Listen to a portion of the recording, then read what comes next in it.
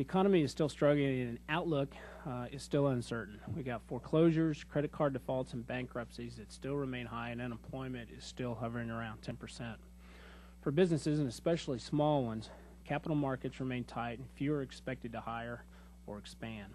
Companies remain skeptical about a lasting economic recovery. Small businesses are reeling from the news, and under the new health care law, they're going to be forced to provide health insurance or pay a penalty, and that's in addition to the myriad of new regulations and reporting requirements. Just one example, in Section 9006 of the new law, it requires businesses to submit a Form 1099 for every business-to-business transaction of $600 or more of property or services.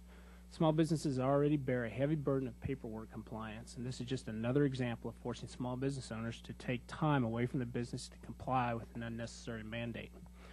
Of course, small business owners could choose to outsource the paperwork to an accounting firm, but either way, the entrepreneur loses scarce resources that could be spent gaining more customers or producing more product. Higher taxes, more mandates, new regulations, and piles of paperwork do not foster an environment that is conducive for creating jobs. Taxes are a constant concern for small businesses. In this economic climate, every expense is an added burden. Small businesses pay more per employee to comply with the tax code and often can't afford the experts to help navigate through it. Entrepreneurs depend on tax incentives to offset some of the costs of innovation and expansion. And while I support temporary tax provisions or extenders because I know they're critical to small businesses, their temporary nature causes uncertainty.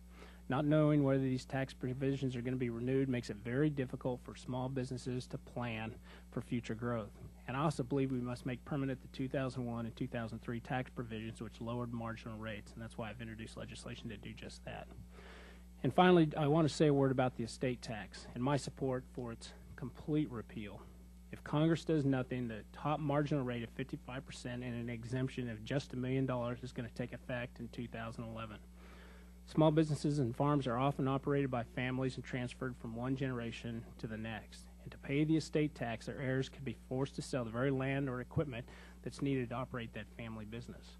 As you've heard me say before, death should not be a taxable event, and we must kill the death tax. And again, thank you, Madam Chair, for holding this hearing on the vital subject of taxes, and I look forward to that testimony.